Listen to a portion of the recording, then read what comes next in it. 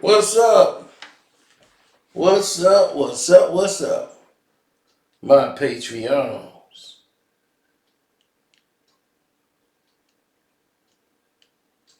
Let this sink in as we go into part three. This has been quite the chapter.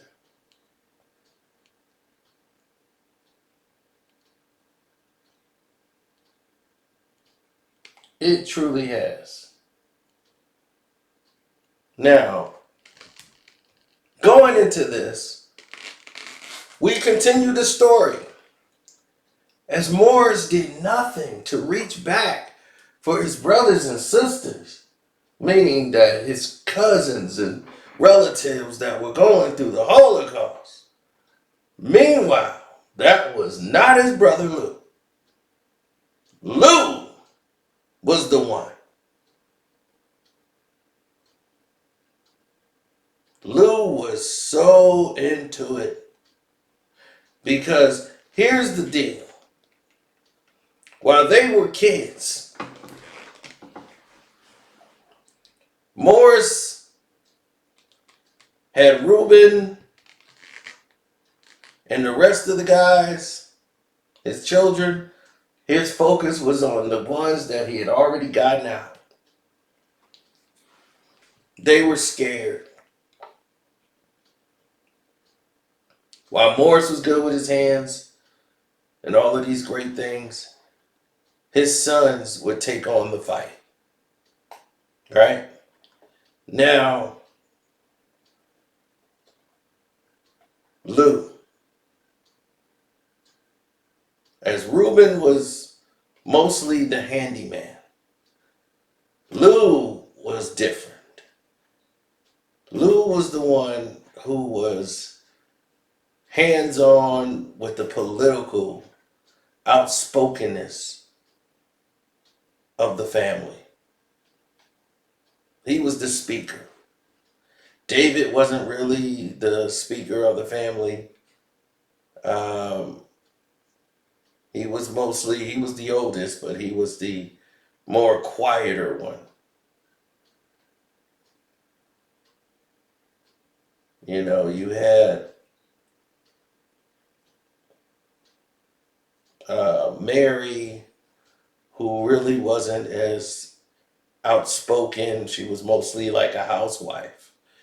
And Anne, um, that was mostly another person who was considered to be just quiet and stayed to herself. Never really, did too much to, you know, you know, cause any waves. Sydney and Harry, Harry, was her husband. She just basically stayed in her place as a daughter. Meanwhile, her mom taught her, how to sew, how to cook, all of the things she needed to survive to be a wife, to stand by her husband, who's the provider. That's what it was done. Reuben was the, carpenter or tailor. He was mostly brought up very good at making things with his hands. Picked up the family trait of being a tailor, designing things, and really good with drawing and artwork, designs. And it proved to be his calling card. But Lewis Shear, Lou, he was the politician. They had a newspaper dedicated basically to him. They had the Canadian Jewish News. And he was it. He fought for righteousness. That's Drake's great uncle. His great uncle Lou Shear gave all to United Jewish Appeal Campaign. He fought. He said that's the least a man could do. The least sacrifice he can make is to give his time and effort to help our people who are sacrificing their lives for Israel. This was a deep-rooted, sincere conviction of Lou Shear, who was of many workers, who was the backbone of Toronto's annual Jewish Appeal Campaign. Men and women alike that was like Lou, unpublicized, often unrecognized outside of their own sphere of activities and working within their own circles. They constitute the main body that each year that seen the United Jewish Appeal obtain a goal. So his lodge, the Avalon Lodge, right, the ZOC, the Temple Sinai, they have been there for 25 years. His membership in these organizations reflect on a strong tie with the Jewish community, and this what gave him and bolstered his entire income. They got donations within the Jewish community so they can give money back to Israel. That's what it was. That was his campaign. And because he was this politician,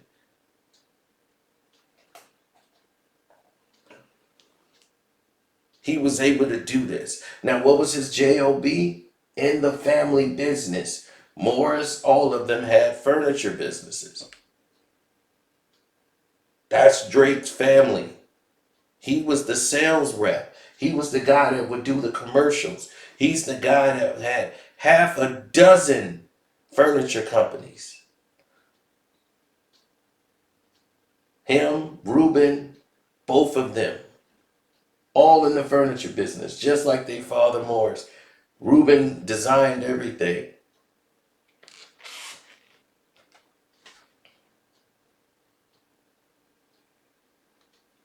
See, Lou discovered that in the furniture division, there were only 3 other sales representatives working on the campaign, since this area had potential for a real achievement, which meant real achievement for them mean organizing 3 people to steer a campaign for obtaining manufacturers so that they can get to canvassing things. And this is like, we could just have our own community here in the Jewish community where we can just build our stores in other people's areas and collect the money from there and bring it all in, and we could just say it's all for Israel. See, he invited additional representatives to his home and gave them this philosophy. And this is a quote from Drake's great uncle. I told them that to be a part of the Jewish community, one must take part. You have to do your best for the community. I feel that's very strong. I feel very strongly about this. And I imparted this feeling to my associates. I told them about the needy Jews in our community and the tremendous needs of Israel. We just couldn't stand by. It was a very simple formula for recruiting workers, but it was effective. I merely asked them to help me and the community work for those less fortunate than us, and they all agreed to help. It was a matter that no one had asked them before. They felt they ought to participate, and the consequences was they had to find this service most gratifying for our ranks. And we have grown and grown. See, Drake come from rich people, but it also dictates a lot of things other. You're actually learning about these people and what they were doing.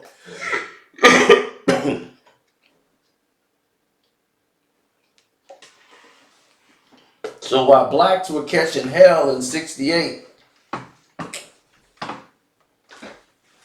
they were building Jewish appeal funds over in Canada to send money back.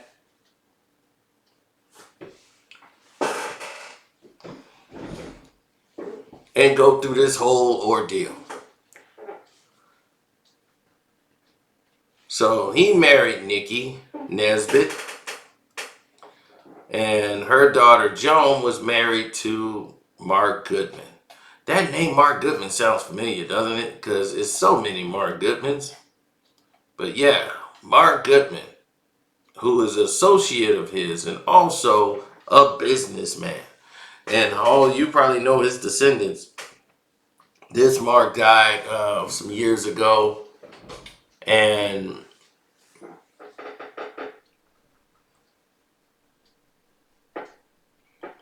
this Mark is a lot different than the other Marks.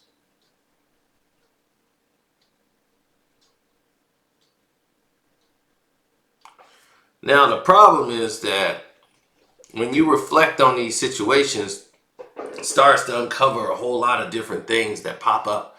Because while all of this was happening, money and funds were not always going to Israel. He was getting paid for a lot of the stuff that he was getting done. And in this, what they call the Dundas Shaw area of where they lived in Toronto, and being brought up in that area, they all went to the same schools, Given Street School. But he went and got his matriculation in this college called Harborne, where he was taught these things that he passed on, him and Mark Goodman, his son-in-law. While the daughter stayed home and didn't work. He used to be on the football team, played basketball. But now he just golfs. Lou was the voice. He was the spoken one who gave the speeches.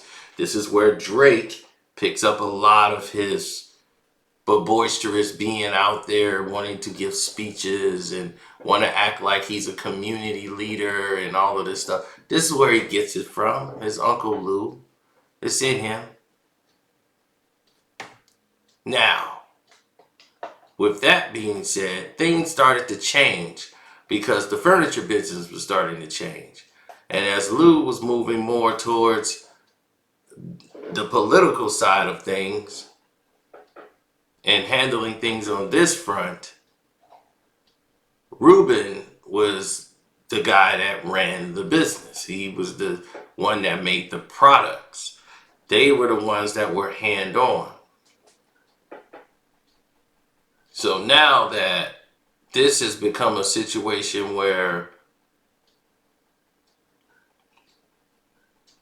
it's going to go to another level with this, people started to see it a little differently. Reuben decided that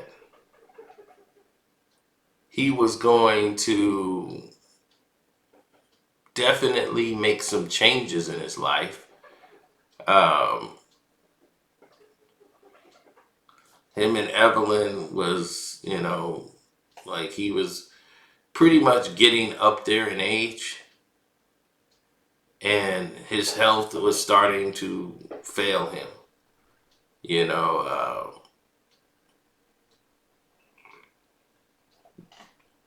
As their children were starting to go about,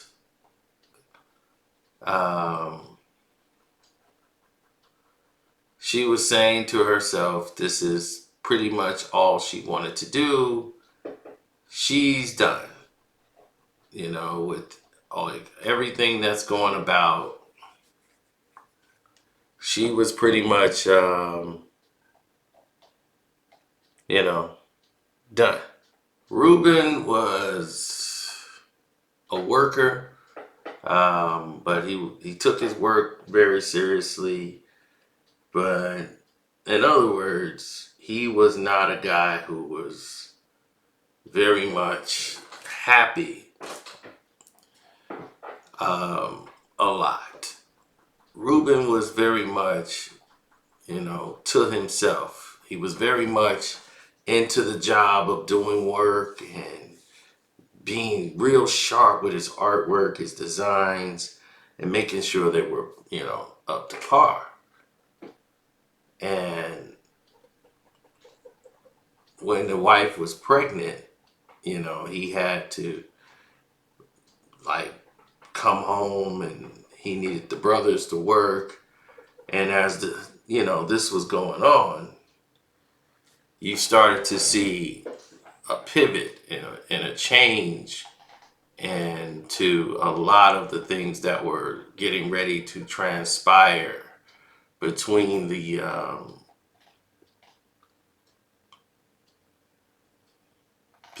family that was going to cause a bit of a rift.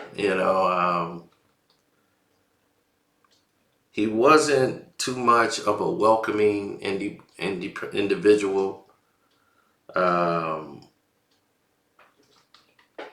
to say the least.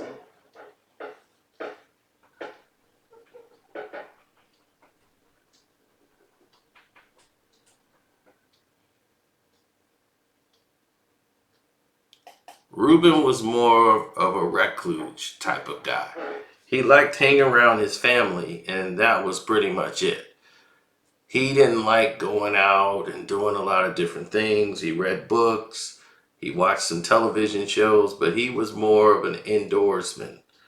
Reuben did not like anything to do with going outside. He really didn't. He was more of this is my life. I want to be in this dynamic. I want to explore in this fandom of what I am, and this is supposed to be it. As dad was pretty much getting older and more ill in his ways, he still wanted to work. And his daughter, Sandy, she was more of a free spirit wanting to work for her living, unlike her sister, Vicky, um, unlike her brother, who went into the family business. Her brother ended up working with his dad, and they both ended up, going into this tailoring business and going back to conducting what they called, the family business. Now, while Drake's other half is Stephen is working with his father, Sandy was free to be that wild spirit. She was smoking cigarettes. She was hanging out, partying with her girls. She was the one that was out there, living life free. I want to go to school. She wanted to be a teacher. She wanted to be an educator. So she went to school and doing all these different things while everybody else went to work. So all her dreams and being this modern woman where the Jewish woman go out and do the work. She wanted to be in the workforce, the working woman. I want to be an educator. And her mom, they pushed her and they didn't really get in her way. And then it came to a point where um, they knew they had a daughter that just wouldn't listen to the ways that they came up. She wasn't really too Jewish traditionally. She didn't really hang out in much of the circles that she grew up in. She was one of those Jewish girls that was like forced to do it early on, but she really didn't like just doing all this stuff. She just felt like it's old, it's traditional, and I just don't want to be all Jewy. That's how they would put it. I don't want to be all Jewy about it. So her and her friends would go out to nightclubs and at night, and hang out. She teach, and she's out at a lounge where they have entertainers come in. And she's often was mesmerized by what she couldn't have. She was in love with this one guy before. He was Jewish, and she didn't know they didn't like each other. Like she just really wasn't too much attracted to him, but the family was trying to marry her off to the guy, and she just wasn't feeling it because most of the Jewish men were trying to control her. She wasn't feeling that. Sandy wanted her own control. Like she likes to be in control of herself. So she goes to the club one night and runs into crazy Dennis. Dennis used to be with, Jerry, as we talked about earlier, goodness gracious, great balls of fire. That guy who married his own cousin at 14 years old. When she was 14, he was much older. And he married her, and everyone thought that would ruin his career. He tried to keep it a secret. And he was a wildfire, doing coke, 100 miles an hour, fighting people in the hotel, getting them barred from performing in places and things of that nature. Like, he was insane. So he was booked at a show in Canada, and he called up Dennis to come out there and play with him. So they got hired to do a gig, and that's how he met Drake's mom. Dennis was already married before. He was married to a waitress in Memphis that he met in high school. They got married and stuff, but that didn't work out. He had a kid with the girl and stuff like that. That didn't work out. So he goes from that, and she walks up to Dennis in the club while he's performing in the middle of his set, and she offered him a cigarette. And he gladly obliged because he was looking for a smoke. She gave him a light, and then they started talking, and next thing you know, Dennis, who's basically traveling with the band, ends up going to her place. They started messing around. She ends up sleeping with Dennis, and Dennis is still in town. Dennis ends up staying in town, and they start hooking up. He come back in town, get up with her, and the rest is pretty much what grown folks do. Now, when everything was going good, Dennis got to get back on the road, and she's like, "I want Dennis to stay." Dennis like, "Man, I gotta pay my bills. I can't sit here. I got stuff I gotta do, woman. I got stuff I gotta do. I gotta play. I gotta sing." So she's, "Dad, give him a job." So he gave Dennis a job. Dennis started working for she wanted Dennis to work there. Dennis had to work for her dad at the shop. Dad did not like Dennis. He didn't like Dennis at first. He didn't like the fact she was dating black men. But he knows that's just Sandy. The more he push, the more they gonna go there. So they get married. He moved back. He moved to Toronto, married Sandy. She's head over heels in love. Dennis is like, whatever. This is a good look for me. So he got out of the band, stopped traveling with Jerry, got out the band for a while so he can go do this married thing. But he needed a job. or he was gonna have to travel with the band, and she don't want him on the road traveling with the band. So what did she do? She talked to that daddy, right? And that's how the job came. So he was working for the company, designing stuff, and I think he was designing ashtrays to go. Drake was a little baby then. Drake was born because, she got pregnant right after that and had Drake. And he got Drake up there watching him while she go to school to teach.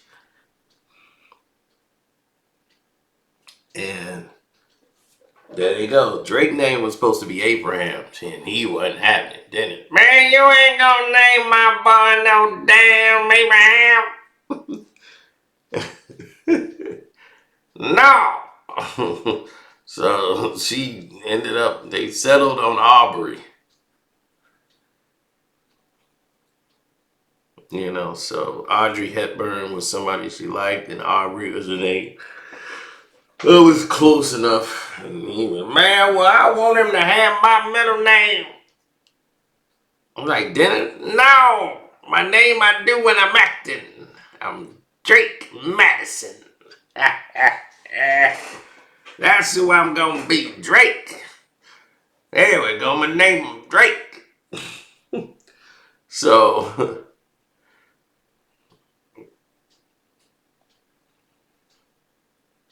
now,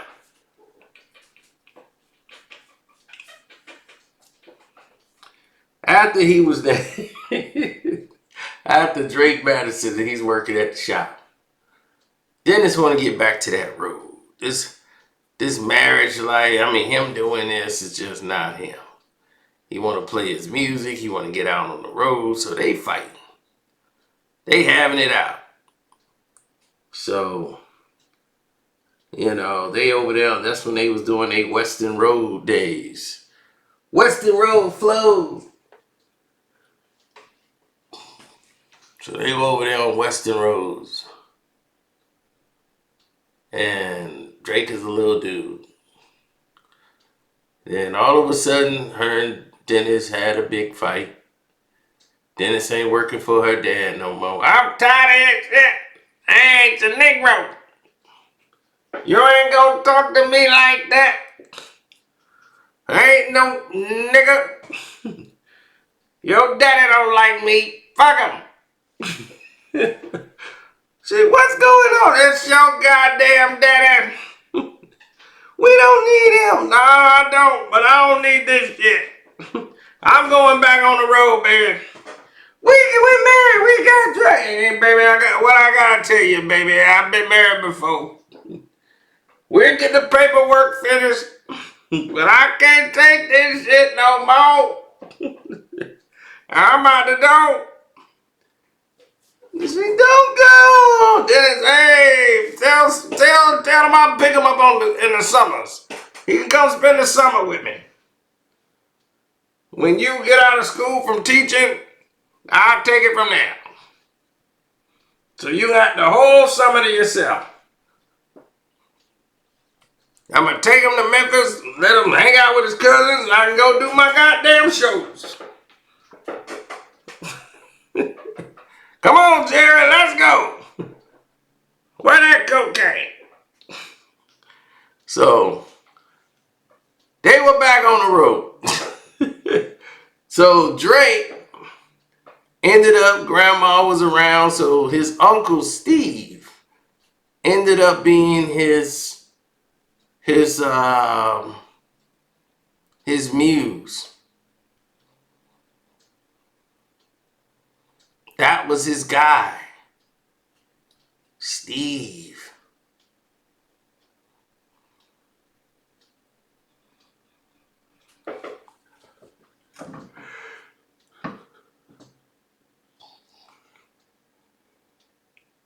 Uncle Steve.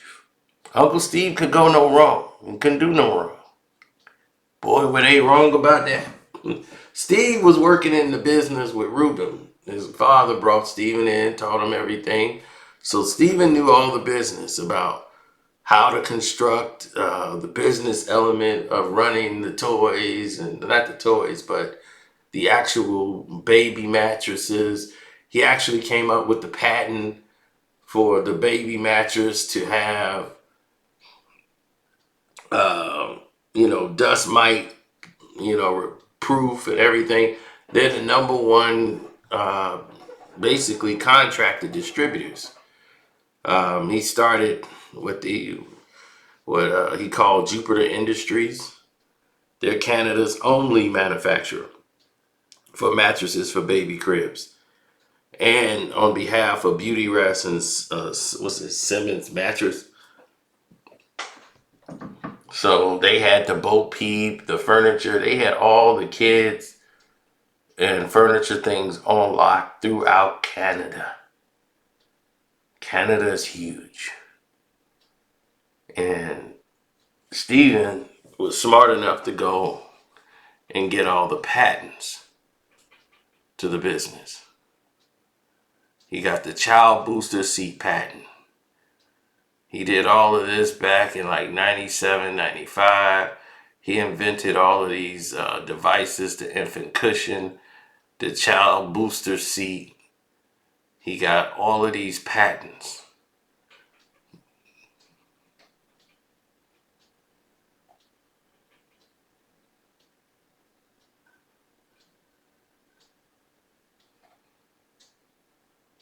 So once he filed all these patents for his inventions, then he was able to sell them or use them in his own company. So now these devices that another company would have used them, he still got paid. So they had millions, y'all. They had money.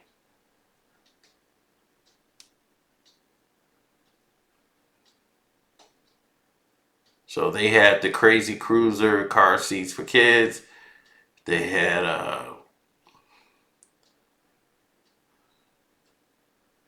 they started in 2003 to add like pet products after Reuben passed away, Drake's grandfather.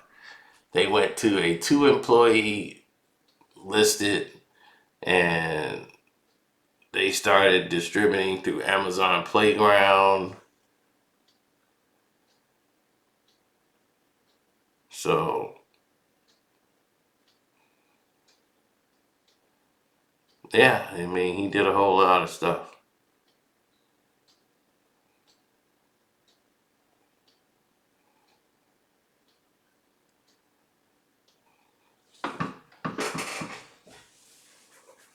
Well, it was back in '81. His dad told him, said, "Hey, I need you to pioneer a new sleep product for our grandkids." He said, this dust mite resistant mattress that was made was ahead of its time. And it's still the basic principle in the company, the innovation in products and all of these different things. They were the number one crib mattress manufacturer in Canada. So he was set.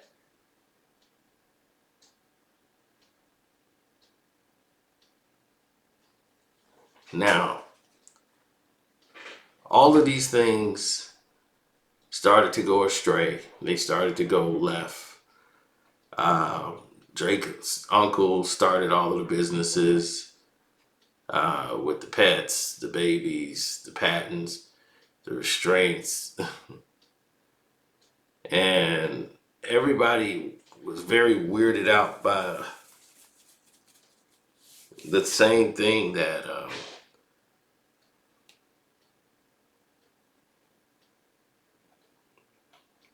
by all these things that was happening. Drake looked up to Uncle Steve. Uncle Steve was like his father figure. That's his mother's brother, and they were thick as thieves. He even got him tattooed on his back. That's how close he was to Steve. Steve was his insurance blanket.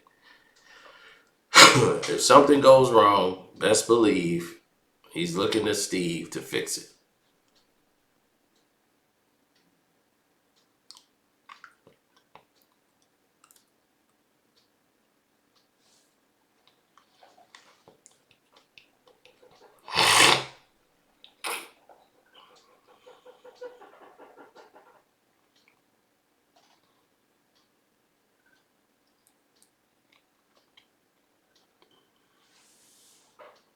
Mm. Now,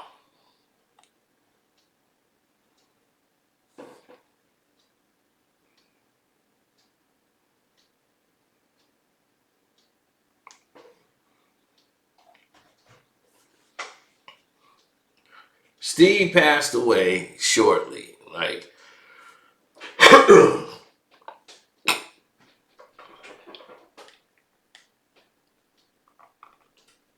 it was like the grandma passed, then Steve passed, like right after it. It was almost like back to back or something like that. But Drake got him tattooed on his back. So his Uncle Steve was the one that was supplying them with the money. Uncle Steve was the one who was giving them the confidence and everything to go out there on these auditions. And they putting them in the magazines. They got him going out for all these different things, for acting and entertaining. Grandma and Steve was giving them the money.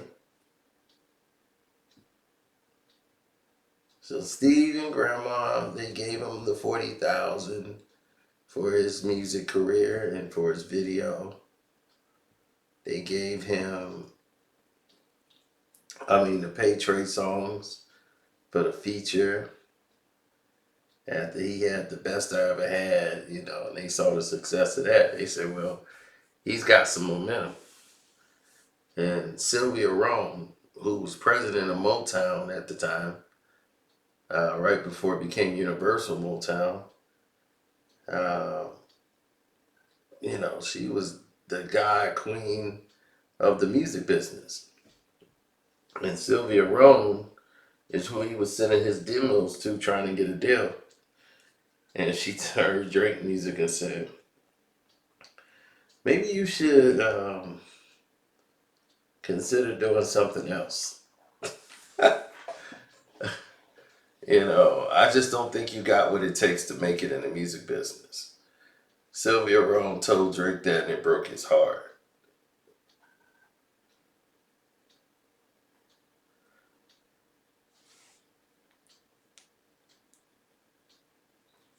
Yeah, she told him. She was really blunt and told him, I don't think you got what it takes to make it in the music industry. And what she meant by it wasn't the music, it was the fact that you were corny. You were this corny Canadian dude. And it's like, they're not going to invest in you. They don't see that there's something special there at all. They only see you trying to be this backpack kid, rapping who was just a fan of everybody.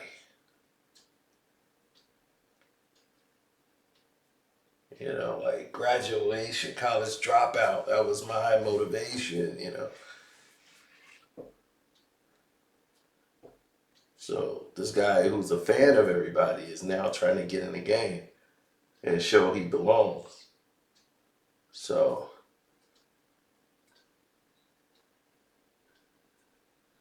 his uncle told him, you keep going, man. You got something special with this rap thing. I think you can make it. Plus, he was putting the money behind him. So he's always going to thank his uncle. And when his uncle died, that was a big loss for him.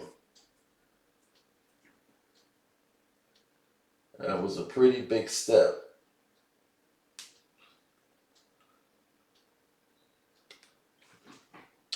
for Drizzy Drake. And now he's blowing up. His uncle's backing him. He lost his mom. He did all this. We fast forwarded now. Because now we're back full circle. Now everybody see what's going on. You're caught up. Drake now decides he's going to name he's going to name his club. Now he's got the success after the Cher family. It's not Cher, the Canadian way is Cher. So all of these other people that's related to him, um, his other cousins from Africa, the two ones, the actor Andrew Cher, who's married to another man, that kind of fits into Drake's, wheelhouse. He's got that in his family blood. He's got a lot of stuff going on over there. So it's a lot to unpack. It's a very lot to unpack. Now, Drake has become a monumental success, right? So we zip through all of this to get to this point here. Drake decides to honor his family, right? He wants to honor everything that they have built for him by taking their last name, which is Cher, his mother's side of the family, their last name, and making it into something where they could feel worthwhile, right? So they go along and make this, how did you say?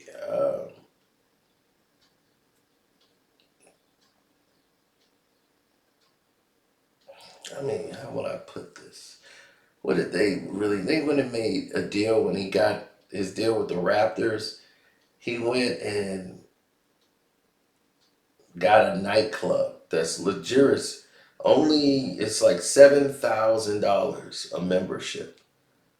Special membership club only called the Share Nightclub, right? So only exclusive members can have parties here. Now, this is only contingent on the Toronto Raptors deal. So the Raptors are basically spending the money here and splitting the bill. Now, this is where it all gets crazy because this whole club is like a front. The Toronto Raptors are looking into it, and people who were working there were starting to talk. There's said to be a slew worth of high paid escorts who work at this Share, at this lounge or whatever you want to call it. Now, the thing is about the Share Club, the Share nightclub, for these elites, these escorts are funneled in from another club that's from Oshawa. What's it? What's that? Oshawa or whatever in Canada. It's called the 905 Lounge. And it's owned by another family members, allegedly of Drake's. Um, and this club is a big strip club. There's allegations of abuse, uh, women getting drugged and forced into some trafficking stuff. And it all goes back to, Drake's lineage, that some of these girls are trafficked that's working at the 905 Lounge over there. And now you have these lawsuits coming out in these different cases against the 905 Lounge.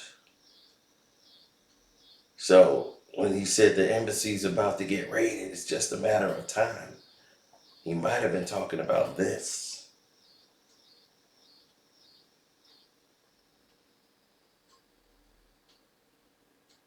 So this is why we put things into perspective, because the Share Club is surely not what it seems to be.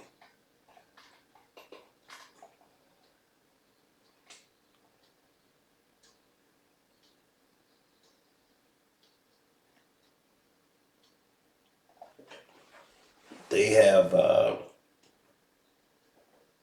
three major cases that was against the 905 Lounge.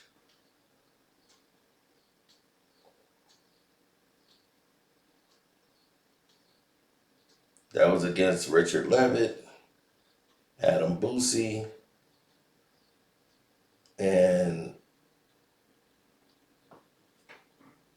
Mr. Scher, I believe his name, or Cher. But he had himself redacted and said it's unrepresented at the time.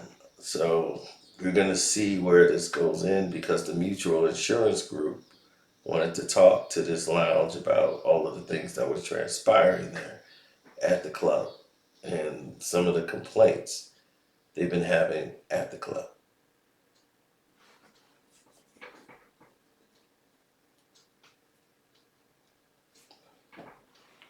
Now, with that being said, if this club is a front to move these around for rich clientels while they do business inside of this Share Hotel or this Share Club, the Toronto Raptors, the National Basketball Associations, all of them would be complicit. So this is a monumental thing that's happening right now, if this is the case.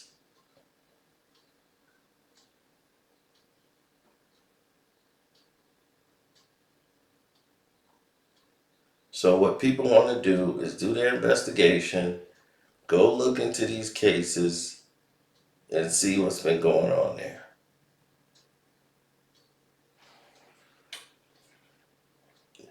All right. So that's the main thing this is about. That Drake's family's involved with this in every different way. Even the golf club that he opened up. He got his little golf club in there. He's got some of his family members connected to that.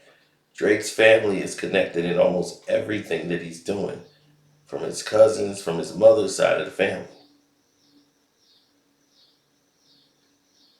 Now, from his dad's side of the family, you got Lance, who's like his uncle. I mean, Uncle Larry, who's like the famous bass player for Prince, and he's way more famous than Dennis.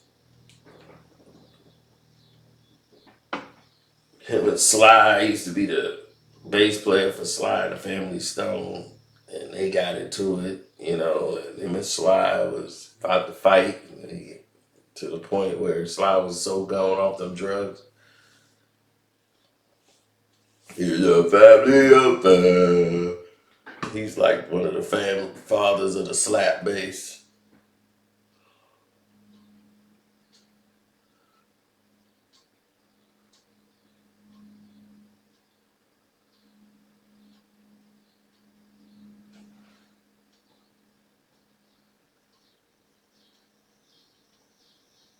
Well, at that time, a traveling musician, they can get hired anywhere. They could just walk in a place and make a big check back in those days.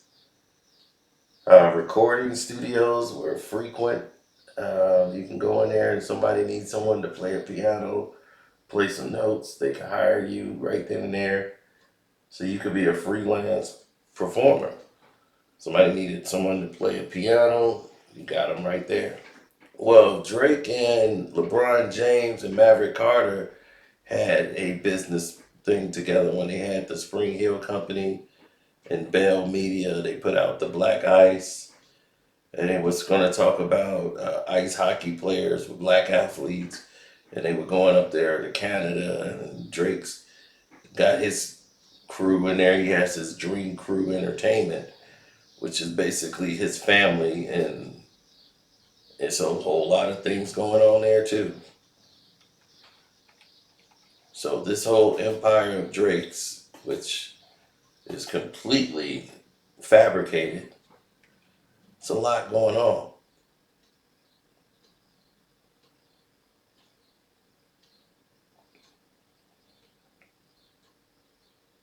Dream Crew Entertainment is a Drake company owned by him. Um, he did it in 2017. He did the Black Ice with LeBron. They put out that media company. Um, hmm they put out Euphoria, uh, Top Boy. It's one of the two main things y'all know about. But it's a lot going into that too. But this is the main thing though, the trafficking of the women.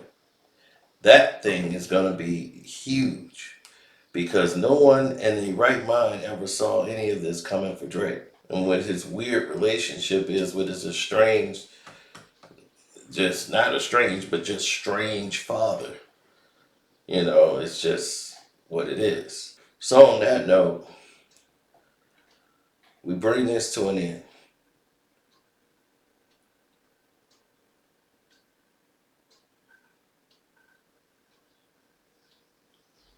And the Drake family tradition is still up and going.